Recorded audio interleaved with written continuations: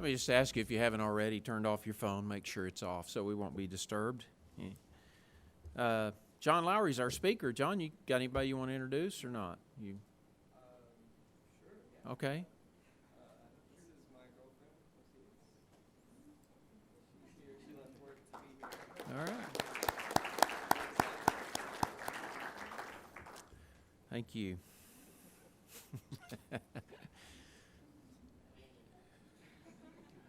John comes to us from Sweeney, Texas, and is so well thought of there that he's going to get to go back there, return for a time of internship. I assume they want him back for that reason. I wouldn't think there would be any other reason why they would want him back. So we're very excited about that for you, John.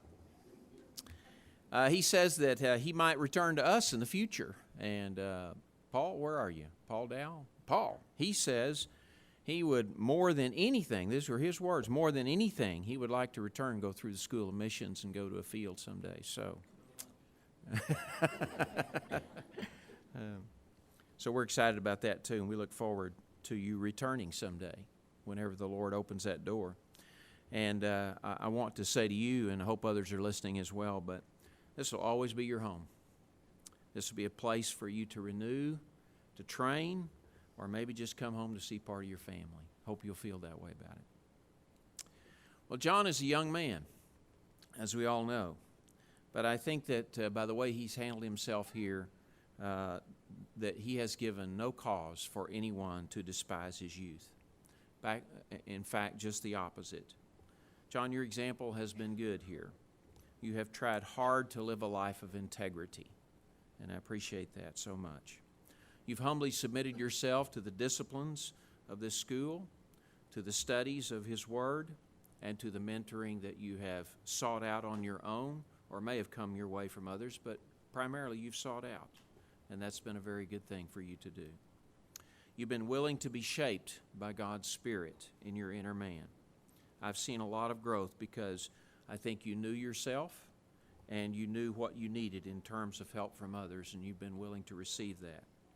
And that's a lot of humility for a young man to show. You've also persevered through the trials that are a part of your life, and I know that those aren't over and that you must continue to fight, and I encourage you to continue to fight and win those battles. And I would just say, keep growing at the rate that you've been growing while you've been here. You've been a blessing to watch. I think you've gained much knowledge. You've gained much teaching skill, and that was demonstrated the other night as you preached to the Sunset congregation. And wish I could have had that much ability at his age. We really do love you for who you are, and that really qualifies you to speak to us today. We want you to come preach the Word.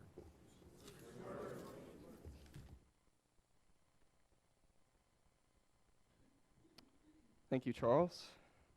I was beginning to wonder if I'd asked for the right person to introduce me, the way he was picking on me this whole time.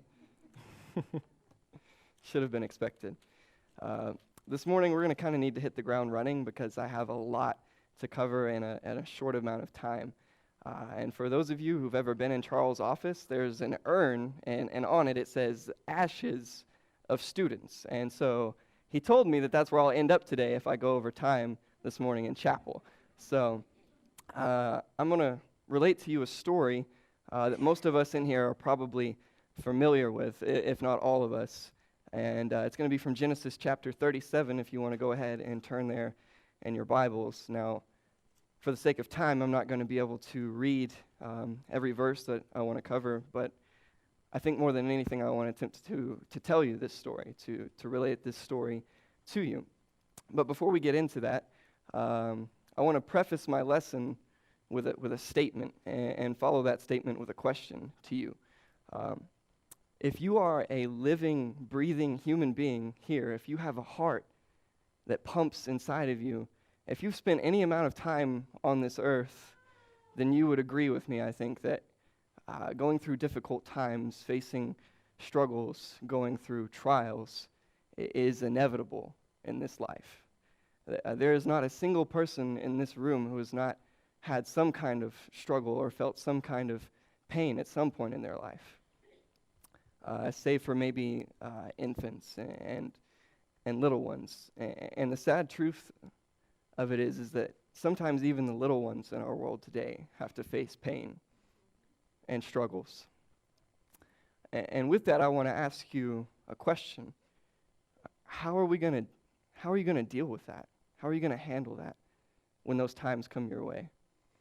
And this morning I want to look at the life of Joseph and his character and how he handled these situations when they arose in his life. So in Genesis chapter 37, we have this picture. We have Jacob, his 4 wives, and his 12 children. And in the text it says that Joseph is his beloved son, the one that he loves more than all of them. And it's interesting because I think we would remember there was probably a lesson about favoritism and raising children. And wasn't it Jacob's parents, Isaac and Rebekah? You would think that maybe Jacob would have learned something from that.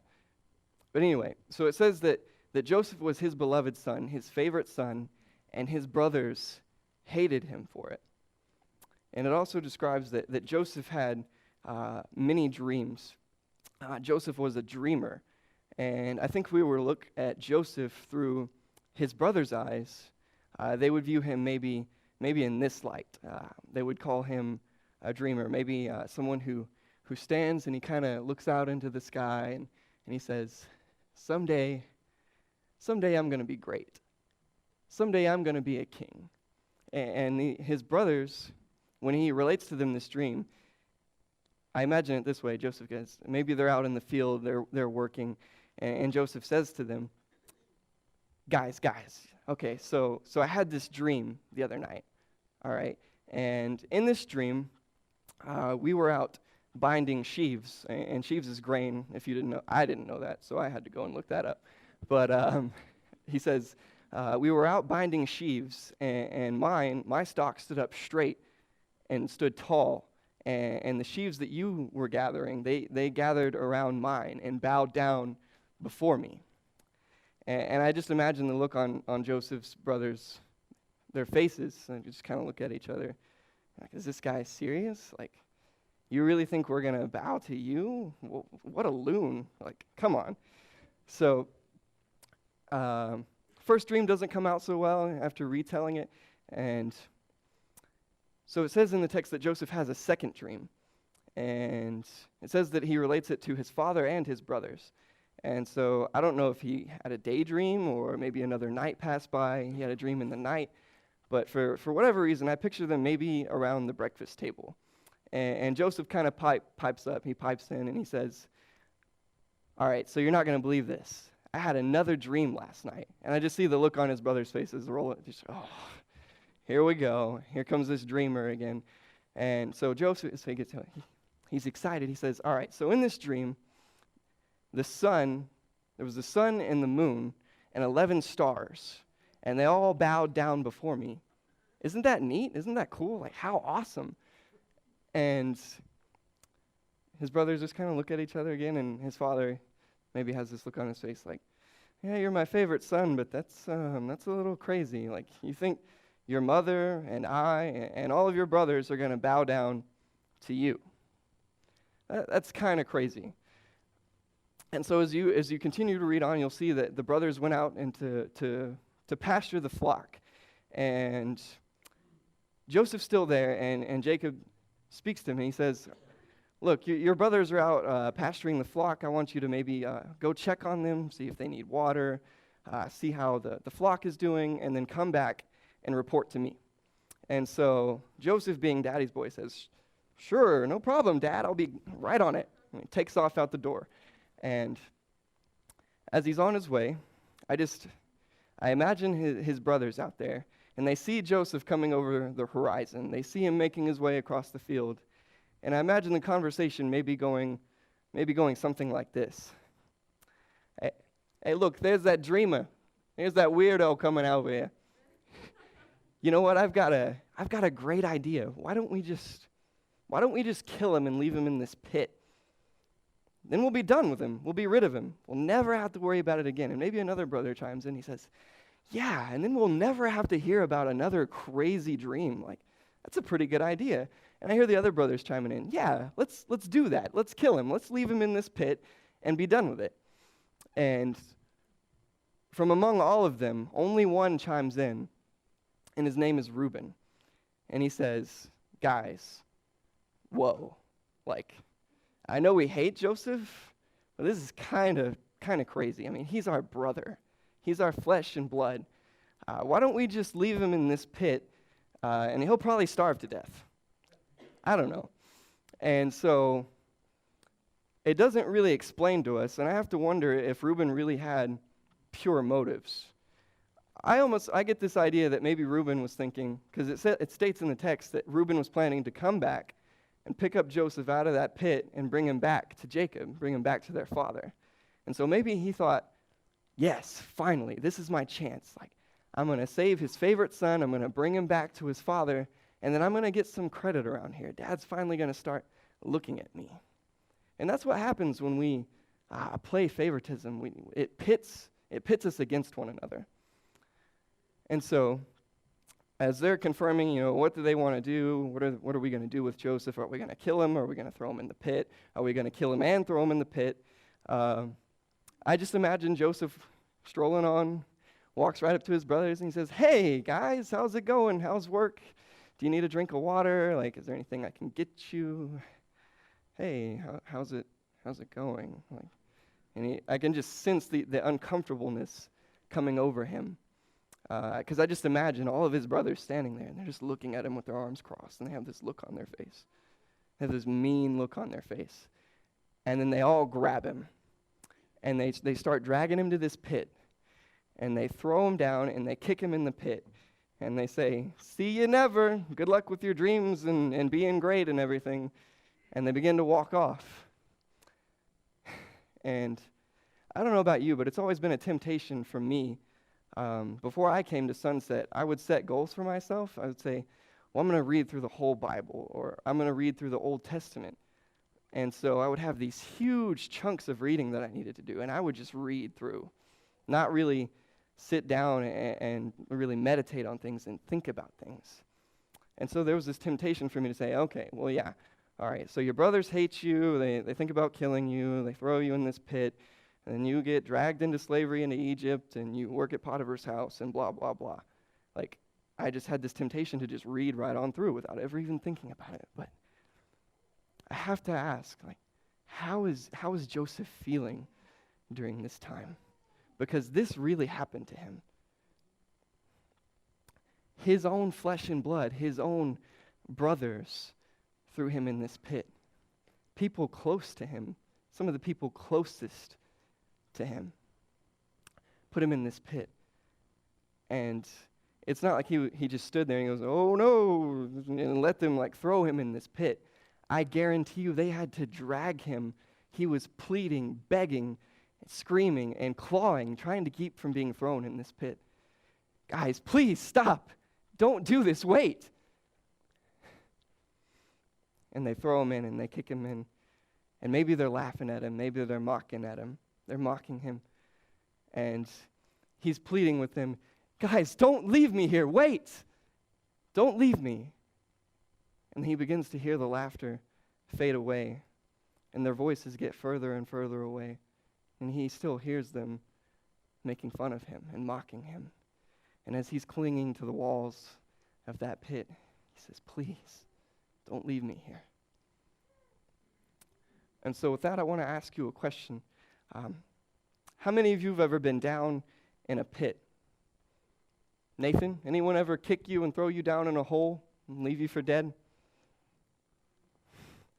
See, sometimes it's not a physical hole, it's not a physical pit, but the people closest to us can hurt us.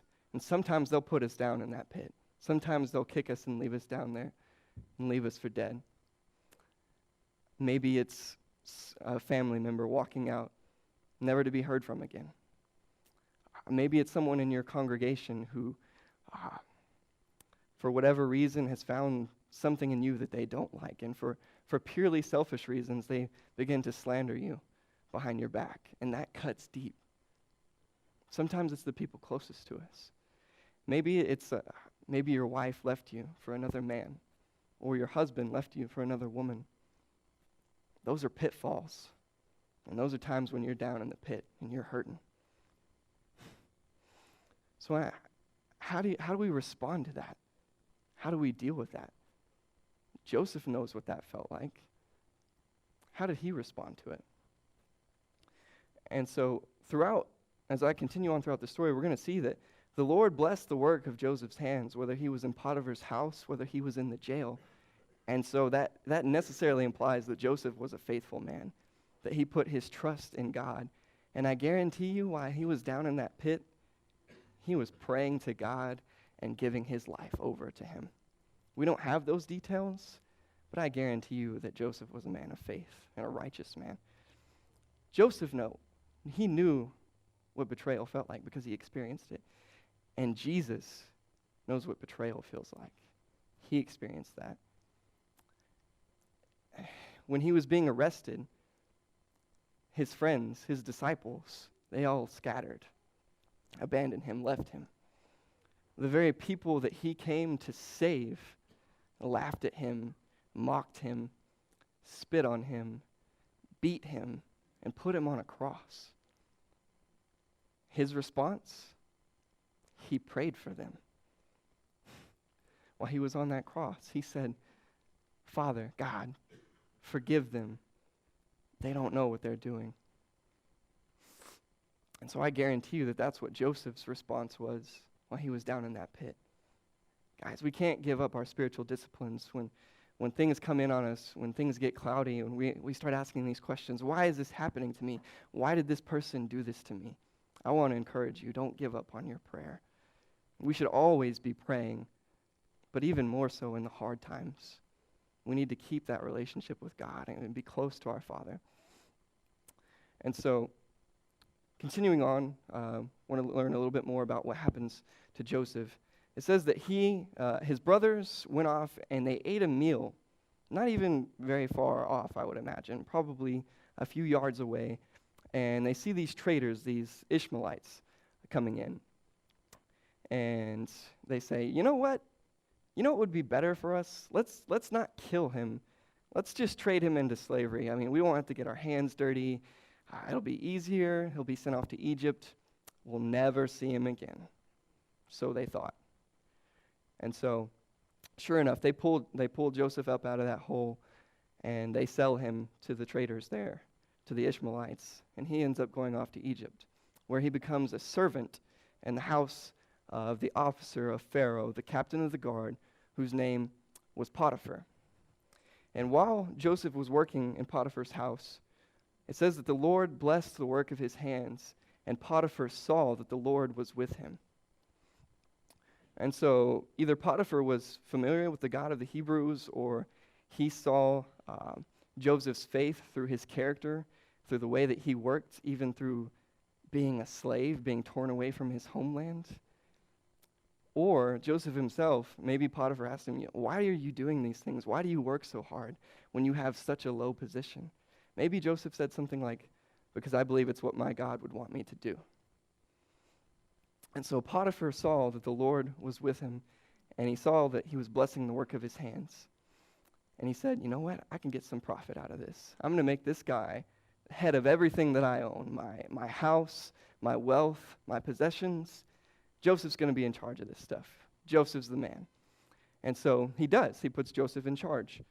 And sure enough, Potiphar's house becomes blessed because of Joseph's character, his faith. And along comes Potiphar's wife. And I imagine, Potiphar's out doing his duties, his guard duties, his patrol duties, whatever it is he does. I imagine she walks in, maybe he's sweeping the house, or he's mopping, or he's doing the dishes, and she comes in and she maybe brushes up against him and rubs her hand along his shoulders, and she offers herself to him. Joseph's response is this. He says, Potiphar, your husband, has trusted me with everything that he owns, his house, his possessions, his wealth. The only thing that he has withheld from me is his wife, whom he loves. How could I possibly do this great evil and sin against my God? And so, how powerful that is. That is just clear, strong evidence that Joseph is a man of faith, that he has given his life to God and that he seeks to remain close to him. Because, I guarantee you, his spiritual discipline had to be so strong, much stronger than mine. To say no to something like that after, remember, he's been betrayed and left by his family, his brothers, the people closest to him, for weeks, months, maybe years. He hasn't felt love. He hasn't felt compassion. He hasn't felt affection. He hasn't felt comfort. He hasn't felt any of these things. And yeah, maybe he's the head of this household, but that doesn't mean that he's happy. He still was ripped away from his family. And so, was it tempting for him? I guarantee you it was. But his response was still no. And Potiphar's wife continued to offer herself to him again and again and again, to the point when finally Joseph came in to perform his duties, and she latched on to him, and she was going to force herself upon him. You know what Joseph did? He tore his robe away. He slipped out of his robe to get away from her and bolted for the door. He was gone, heading in the opposite direction, fleeing from that temptation. His faith, his character, his right standing is just astounding to me through all of these things. And so, because he did the right thing, Potiphar's wife, because he didn't give her what she wanted revenge. She still had that coat in her hand. So she took it to the men of the house and she said, "That Hebrew, he tried to force himself on me, and when I screamed, he ran." And then she went and told that same story to her husband, Potiphar. And of course, Potiphar is furious. He is burning with anger when he finds out, right? And I imagine he probably sends patrols. He goes looking out for Joseph himself. And when he finds him, he says this: "I'm going to throw you in the deepest, darkest dungeon where I will never see your face again. I trusted you with everything, Joseph, and this is how you repay me? This is how you repay me? I'm going to leave you in that dungeon where you'll rot forever." And so sure enough, Joseph is thrown in jail. But before I move on, because Joseph, his character, his faith leads him to be the head of that jailhouse. But let me ask you this. How many of you have ever been accused for doing something that you know you didn't do? Come on now. Fred, have you ever been blamed for doing something you know you didn't do? And that puts your reputation at stake. It puts it in question. There are going to be times, whether you're a minister, whether you're a teacher, whether you're an elder, or just a member of the congregation, for whatever reason, selfish reasons, some people are going to find something they don't like about you. And they're going to try to slander you, to just run your name through the dirt, it feels like. And even our instructors have talked would attest to this, that this is true. This has happened to some of them. People have tried to have them fired. People have tried to have them disfellowshipped. The sad reality is that this kind of thing happens. And so, what are you going to do? Are you going to give up? Are you going to quit? Joseph never quit. He just kept working for the Lord. He stayed in his lane and he kept moving. That's what Fred always tells me. Stay in your lane, John. Stay in your lane.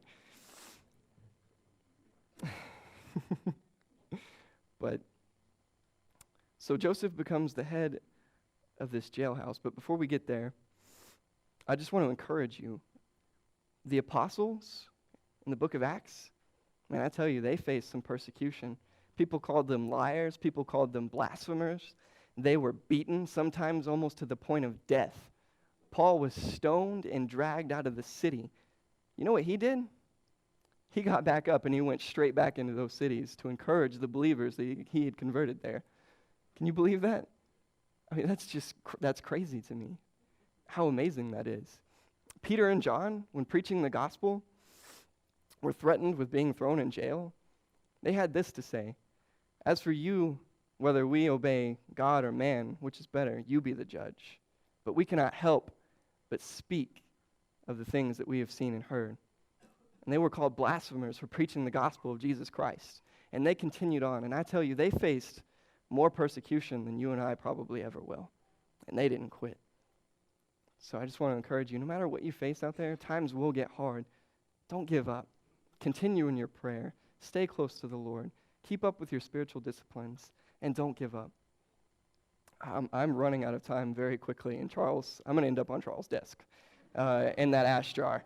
But if I had to make 2 more points, if I had to close, I would want to leave you with this. Joseph became the head of that jailhouse because he interpreted some dreams of a cupbearer and a baker. I think that's right. Not the candlestick maker. But, and so those interpretations came true, and the baker was hanged, and the cupbearer was restored to his position under Pharaoh. And Pharaoh has this dream, and no one can seem to interpret it. And all of a sudden, after the cupbearer had forgotten all about Joseph, he says, you know what? I know this guy in jail. He interpreted my dream that came true. He's going to be able to help you. And so sure enough, Joseph comes and he interprets that dream, and he tells Pharaoh, okay, there's going to be 7 years of abundance and 7 years of famine, and we need to prepare for this. And so because of Joseph's placement of him going through these things, being where he was able to save thousands, if not millions, of people from death. Even his family, they came to gather grain from Egypt, and he showed them mercy. His brothers who wanted to kill him, who threw him into slavery, when he was reunited with them, he said, what you intended for evil, God intended for good. And sure enough, here's my first point, and I'll get to the second one as fast as I can. But God is always working at his eternal purposes, and that is to glorify his name, to save the lost, and to make us more like Christ. Glorify his name, saving thousands, millions of people, including Joseph's brother named Judah, through whom the seed line was carried on through Perez and Boaz on down to Mary and Joseph, so that Jesus Christ, the Savior of the world, our Lord, could be born. So to God be the glory for that, amen? And second, that allowed Christ to come into this world and offer us the salvation that we have and the mercy that we have. God is always working to save the lost. And number 3, he's working to make us like Christ.